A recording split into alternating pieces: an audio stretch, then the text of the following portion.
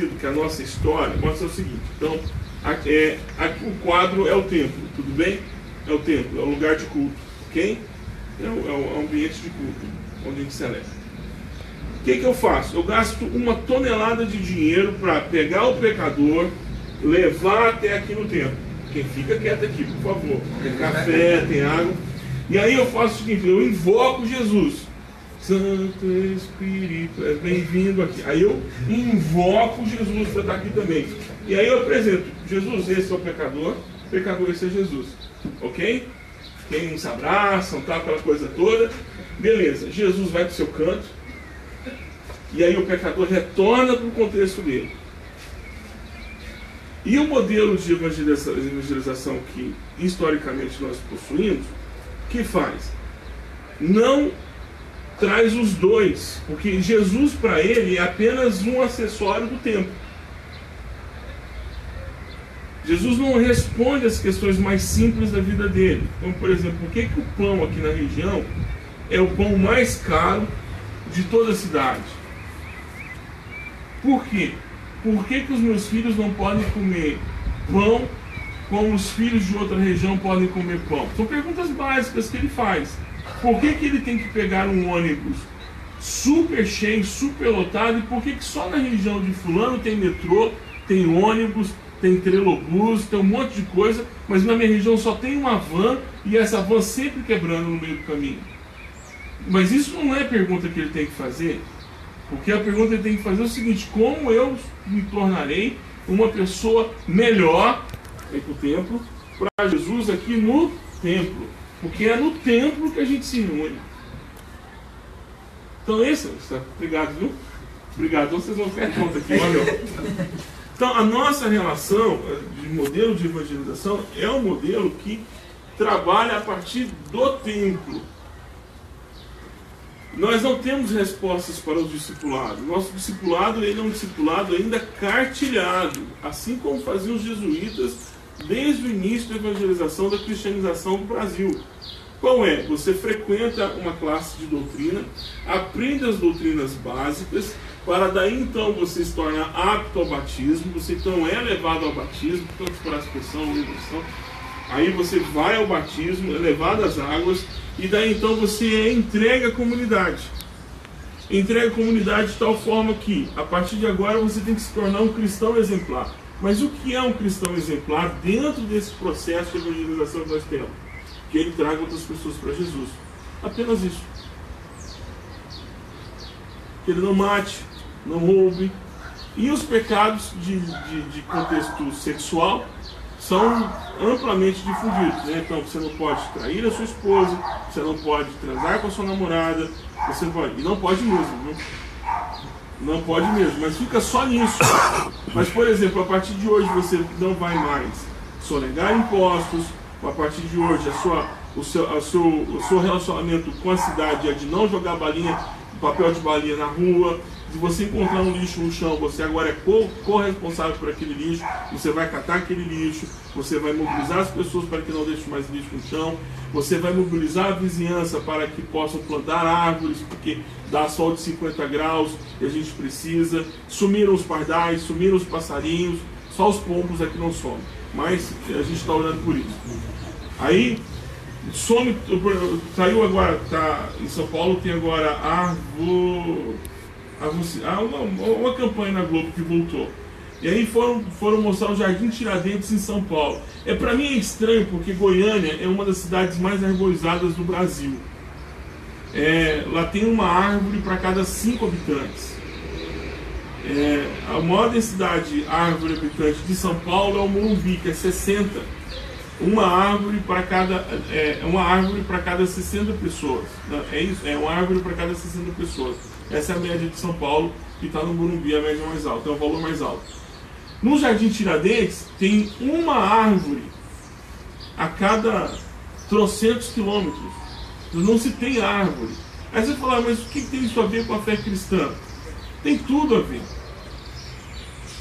Porque você tem que cuidar do outro, você tem que cuidar da natureza, você tem que cuidar dos passarinhos, você tem que cuidar dos pardais. Você não há mais... eu me converti a Jesus Cristo, o que basta é eu me encontrar com Ele lá no templo. Não. Então, esse modelo de evangelização que nós recebemos é um modelo que te prepara para viver bem no templo. Mas não te prepara para viver como cristão fora do templo. E aí, então, entra a missão integral, que é uma tentativa de ensinar a igreja que nós não somos mais as mesmas pessoas e que tudo isso aqui é responsabilidade nossa, é responsabilidade do reino, que a nossa responsabilidade vai além daquilo que a gente imagina, vai muito além daquilo que a gente imagina, vai muito além daquilo que a gente possa pensar. Todos sabem onde está a parábola do bom samaritano? Vamos para o texto bíblico, então? Onde está a parábola do bom samaritano, irmãos? Ajuda nós aí. No Novo Testamento, ok? Vamos descendo mais um pouco. E aí? E aí? Vamos, gente. Ajuda nós aí. Um dos quatro evangelhos, ótimo. Já fechamos mais. Vamos fechar mais essa janela aí. Olha lá, gente, onde está? Dos quatro, Lucas. Tá bom. Está entre o capítulo 10, versículo 25. Tá difícil, hein? Uma outra coisa também que é interessante, só para abrir parênteses aqui, porque eu lembrei aqui do texto bíblico. Que esse novo modelo de igreja do século XXI aboliu foi a escola bíblica dominical. Talvez vocês sejam a última geração. Você não. Tem quantos anos? Irmão, não, você, é você mesmo. Como é que você chama? Tiago, tem quantos anos, Tiago? 20. Provavelmente você já não sua geração, não. Mas a geração da irmã, a sua geração, talvez, a minha, de alguns aqui, foi a última geração das escolas bíblicas dominicais. Não se tem escola bíblica dominical em São Paulo.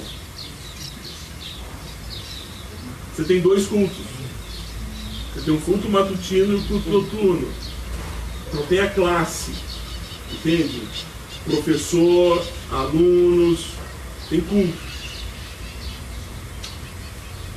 Aí você percebe que o pessoal tem dificuldade de encontrar, não estou falando vocês, mas você percebe o afastamento do texto bíblico. O afastamento do entender a Bíblia, que é uma coisa que também veio com isso tudo. Então, se você tem só uma pessoa falando e não várias, quando você tem uma turma assim, muitas pessoas contribuem. Uma pessoa, não, mas eu não concordo. Você fala, eu não concordo, eu nasci no meio batista, então falar eu não concordo com o batista é a coisa mais simples do mundo, ninguém se ofende, né? Não, eu discordo do irmão, entendeu? Que não é normal em situações como aquela que a gente colocou. Em situações piramidais, quando alguém diz eu não concordo, você está com o espírito de rebeldia e o demônio tomou posse do seu coração e da sua mente. E segundo alguns irmãos, ele fica alojado entre esses irmãos aqui e aqui.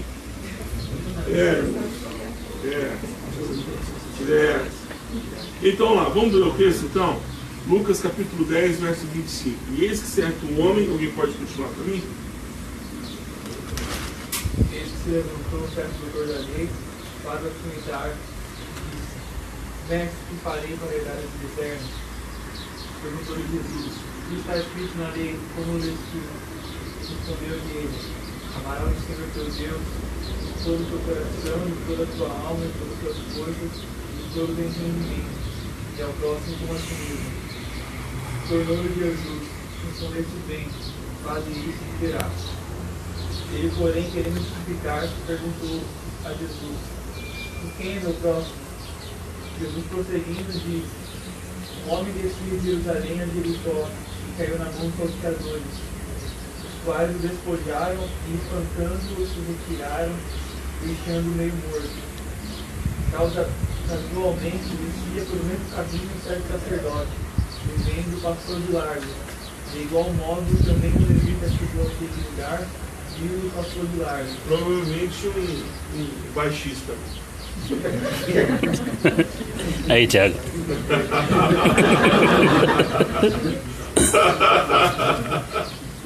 Pode seguir, irmão. Um samaritano que ia de viagem chegou perto dele e vendo-o encheu de compaixão e aproximando-se, as feridas, deitando nela azeite e vinho, impondo-o sobre sua cavalgadura, levou para uma estalagem e tirou-lhe.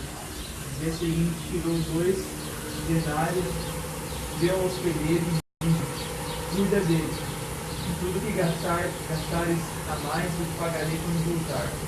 Qual, pois, desses 3 parece ter sido próximo àquele que caiu na mão do pecador? Respondeu o doutor da lei: aquele que usou de misericórdia para com ele, e foi escrito: vai e faz o mesmo. Interessante. Essa passagem é muito legal, porque é uma pergunta, né? Você tem um cara que faz uma pergunta e diz assim: o que está rolando com Jesus? Então tá bom, eu vou pegar um texto de Levítico, capítulo 19, e vou fazer uma citação aqui. O que eu faço para encontrar a vida eterna? Aí Jesus diz: bom, como é que você lê? O que a Escritura te diz? O que você entende? Aí ele diz: não, eu entendo que a Escritura diz que eu tenho que amar a Deus e amar ao próximo. Ok. É isso. Você respondeu. Jesus não deu resposta nenhuma.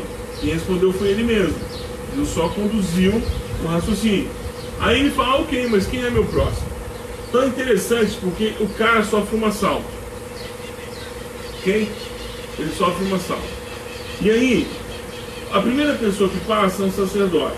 Tirando a condição de ser sacerdote ou não, mas quem passa ali é uma pessoa, um crente, alguém que conhece as Escrituras, alguém que tem contato com Deus, alguém que tem mediação com Deus. O sacerdote é um mediador entre Deus e os homens. É um mediador. Aí ele olha para aquela situação e ele diz: primeira coisa, aqui nós estamos fazendo inferências ao texto, tá? Ou, de um termo menos técnico, nós estamos viajando na maionese. Isso não é problema meu, isso é problema do Estado. Segurança pública é um problema do Estado. Se esse lugar aqui é perigoso, é por causa desses caras aqui, ó, esse pessoal do crack. Quem tirar esse pessoal do crack daqui? Esse bando de zumbi, tem que dar um fim nesse povo. Mas a gente dá uma sua. Se ela é drogada porque falta vergonha na cara, tem que dar uma boa da chinelada. No meu tempo tinha disso não. No tempo para escrever, eu o pau comeu. Eu até digo o seguinte: se fosse o tempo dos militares, não estava desse jeito. Ele vai encontrar uma razão externa a ele para não resolver o problema. É o Estado, ou é o próprio cara, mas o problema persiste. Tem uma pessoa que sofreu um assalto e está deitada no chão. Ok. O problema é dela, porque se se veste desse jeito aí, tá doida para ser estuprada. Essa roupa que ela põe, ela tá louca? Passar nesse lugar, essa noite, com essa roupinha, nesse corpício, tá pedindo para ser seduzida e levada para o mato para ser estuprada. Isso é culpa dela. Mulher decente nem passaria uma hora dessa aqui. O que tá fazendo aqui, minha filha? Tem pai não? Tem marido não? Não tem um homem na sua vida? Percebe? Você passa, você tem um problema, você tem a pessoa, mas você fica fazendo elucubrações, porque isso é o que nós fazemos normalmente. Normalmente. Você está vendo, entrando em São Paulo, você começa a ver ali na Marginal Pinheiros, no Tietê, eu faço confusão, casas que estão quase dentro do rio. Aí você fala assim: isso é um absurdo. Isso é um absurdo. O poder público tem que vir cá e limpar isso, enfeia a cidade. Onde o cidadão vai morar?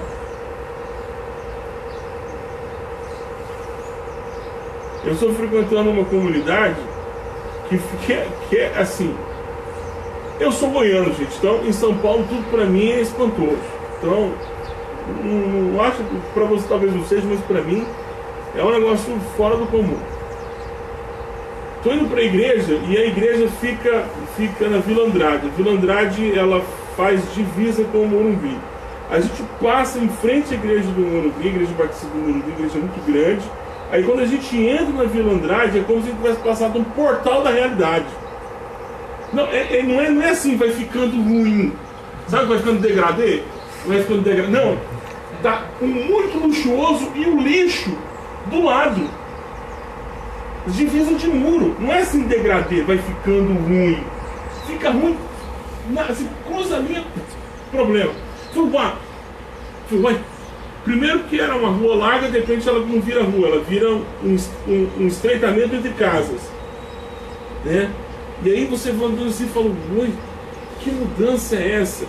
Aí você para para perguntar e fala assim, por que o metro quadrado desse muro para cá é 250 vezes mais caro do que um metro quadrado para cá?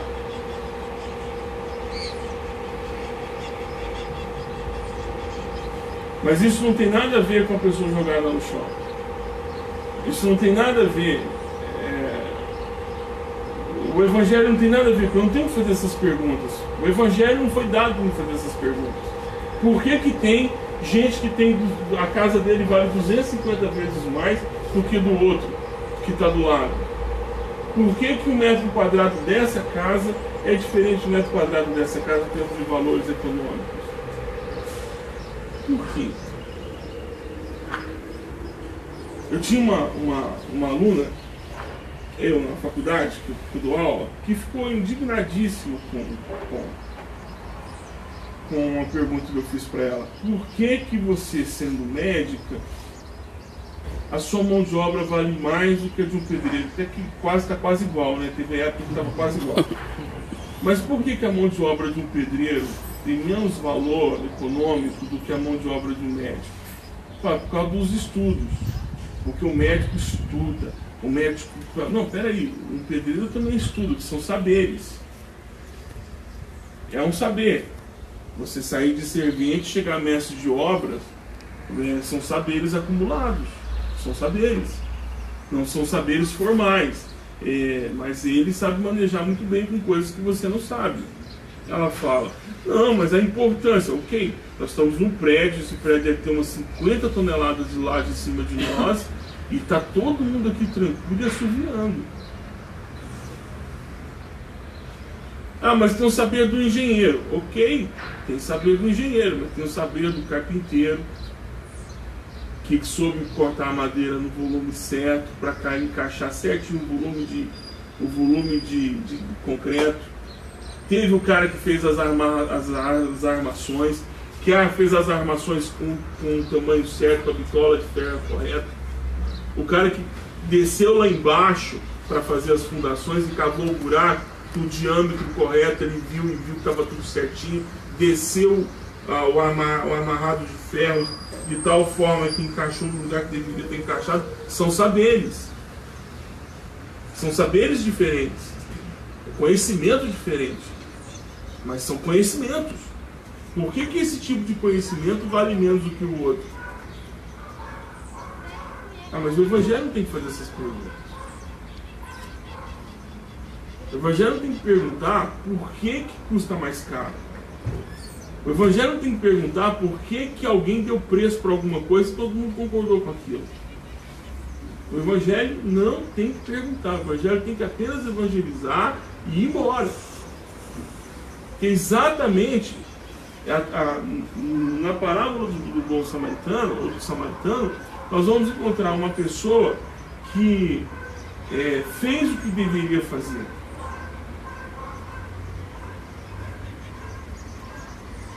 Passar por que esse pronto de atendimento aqui não tem leito para, não tem enfermaria, não tem lugar para os acompanhantes? Tem lugar para o acompanhante aqui agora? Não tem. O pessoal fica aqui embaixo de fora ou fica no corredor. Mas isso não é problema nosso, irmãos. Nosso problema é evangelizar e pronto. E é exatamente contra esse tipo de argumento, ou tentando pelo menos abrir o debate em relação a isso, que a missão integral vem propondo que a evangelização não pode ser feita sem que você leve em consideração o contexto da pessoa. Nós temos que levar em consideração o contexto. Aqui, gente, alguma dúvida até agora aí? Alguma ranger de dente? Alguma coisa que vocês queiram falar? Desde que a gente falou até agora. Sim, meu irmão.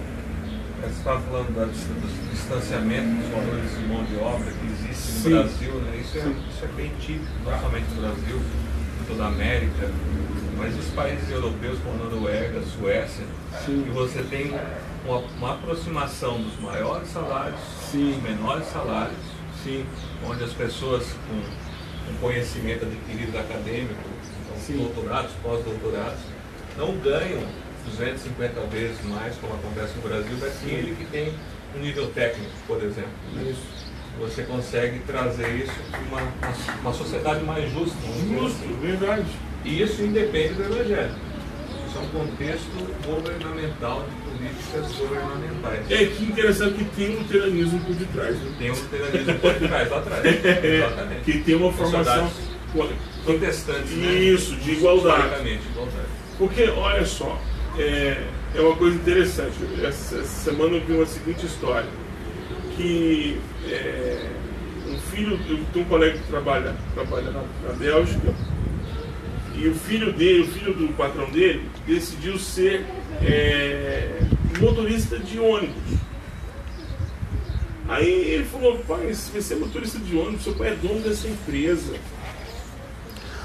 Seu pai tem dinheiro, você tem dinheiro. Por que você agora quer ser motorista de ônibus? Ele falou: não é digno ser motorista de ônibus? Qual o problema de ser motorista de ônibus? Você acha que não é digno? Ele falou: não, é digno. Mas, poxa, você é dono da empresa. Ele falou: não, sou, mas eu quero ser motorista de ônibus. Qual o problema? É porque um motorista de ônibus, de um cara que trabalha com um emprego, digamos assim, mais limpo, não é diferente em termos de valorização salarial e valorização na comunidade. Vou fazer uma pergunta para vocês respondem. Essa não é muito difícil, hein? Vocês podem me ajudar? O menino tirou agora no Enem 870 pontos. Qual o curso que ele vai fazer? Hã? Diga para mim, irmão. Medicina. O menino tirou 870 no Enem. Qual o curso que ele vai fazer, irmãos? E por que medicina? Se ele não dá conta nem de ver sangue. Ah, porque paga mais. Agora 870 para fazer pedagogia. Eu Por faço quê? pedagogia. Porque se entende É menos valorizado. é menos valorizado. Acontece que ninguém aqui escapou da mão de um pedagogo. Todo mundo aqui, os seus filhos estão na mão dos pedagogos. Os filhos que vocês terão estão na mão dos pedagogos.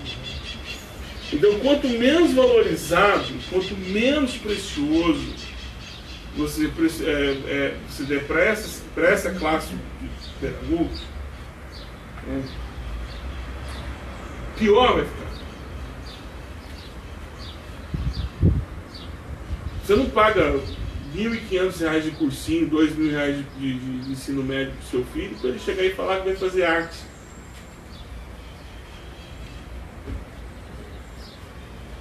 Estou falando de irmãos e de irmãs. Aí, ao tanto que nós somos um povo estranho. De perto, todo o evangélico parece que é meio estranho, mas a gente é mesmo. A gente é quase que uma piada pronta. A gente está com um discurso agora de problema de gênero nas escolas, correto? Com doutrinação nas escolas, não é isso? Não é verdade? Quantos aqui fizeram campanha para os seus jovens entrarem para fazer o curso de magistério, para se tornarem professores em suas comunidades? O maior campo missionário do mundo do Brasil se chama escola. O maior campo missionário do Brasil se chama escola. É uma multidão entrando às 7 horas da manhã, entrando a 1 hora da tarde e entrando às 19 horas, todos os dias de segunda a quinta. E aí nós temos o maior campo missionário do mundo e nós estamos nos ausentando. Aí nós queremos que o governo pare a doutrinação. Ok. Então vamos colocar os nossos jovens